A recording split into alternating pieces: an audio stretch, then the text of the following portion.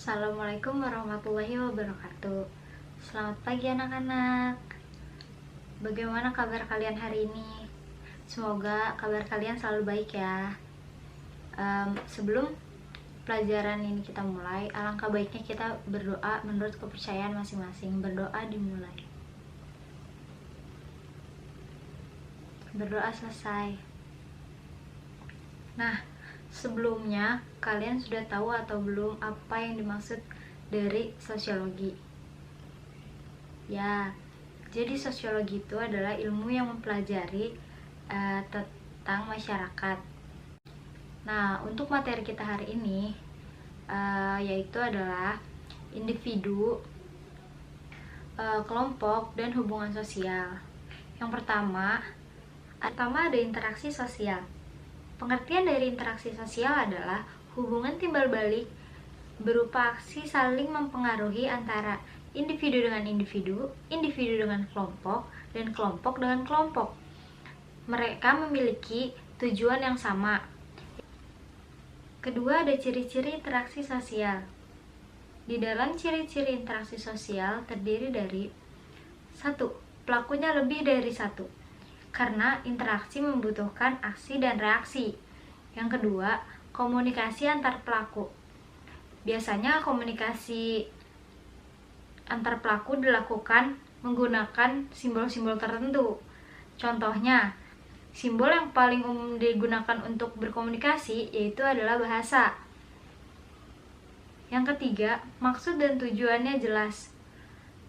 Nah, mereka pasti memiliki tujuan yang sama dan akan berujung bekerja sama atau ada pertentangan di antara pihak satu dan pihak kedua. Yang keempat, ada dilakukan sesuai nilai dan norma yang berlaku. Yang ketiga, ada syarat terjadinya interaksi sosial. Di dalam syarat terjadinya interaksi sosial ada kontak sosial. Yang dimaksud dengan kontak sosial ialah bertemunya dua pihak atau lebih secara fisik. Yang dimaksud dengan secara fisik ialah mereka bertemu kontak mata atau kontak langsung dengan si pihak tersebut. Syarat kedua dari interaksi sosial adalah komunikasi. Dalam komunikasi terjadinya penyampaian dan pertukaran pesan. Dalam komunikasi terdapat unsur di dalamnya, yaitu komunikator, pihak yang menyampaikan pesan, dan komunikan, pihak yang menerima pesan. Jadi, komunikasi yang dilakukan oleh mereka melalui alat bantu untuk komunikasi. Contohnya seperti handphone. Yang keempat, ada jenis interaksi sosial, di mana saya sudah menggambarkan lingkaran yang berwarna hijau yang dimaksud dengan individu, dan lingkaran yang berwarna biru tua yang diartikan kelompok. Jadi, yang pertama, ada individu bertemu dengan individu yang berinteraksi. Yang kedua, ada interaksi individu bersama kelompok. Dan yang ketiga, ada interaksi kelompok dengan kelompok. Kelima, ada faktor-faktor yang mendorong terjadinya interaksi sosial. Di dalam faktor-faktor yang mendorong interaksi sosial, ada imitasi, sugesti, identifikasi, simpati, motivasi, dan empati. Nah, saya akan menjelaskan imitasi. Ada yang tahu sebelumnya imitasi itu apa? Jadi imitasi adalah tindakan seseorang meniru orang lain. Hal yang ditiru itu beragam bentuknya. Misalnya gaya berpakaian, gaya berbicara, gaya berbahasa, dan lain sebagainya. Contoh bentuk imitasi adalah ketika seorang anak mengikuti bahasa-bahasa gaul, contohnya seperti siap, kuy, dan lain sebagainya, yang mereka lihat dari tokoh atau public figure di televisi ataupun di YouTube. Yang kedua ada sugesti. Sugesti adalah semacam pandangan, sikap atau pendapat yang diberikan oleh seseorang dan diterima oleh pihak lainnya.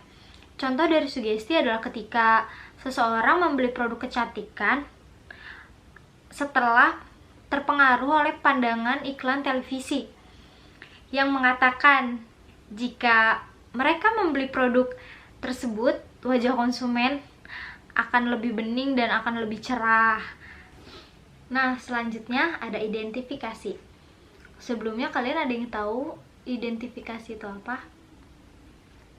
Jadi, identifikasi adalah kecenderungan seseorang untuk menjadi sama dengan orang lain. Hal ini lebih mendalam dari imitasi. Contoh dari identifikasi adalah seseorang yang rela menghabiskan uangnya untuk mereka melakukan operasi plastik. Jadi mereka melakukan operasi plastik itu agar tubuh atau wajahnya benar-benar menyerupai Barbie atau artis idola lainnya.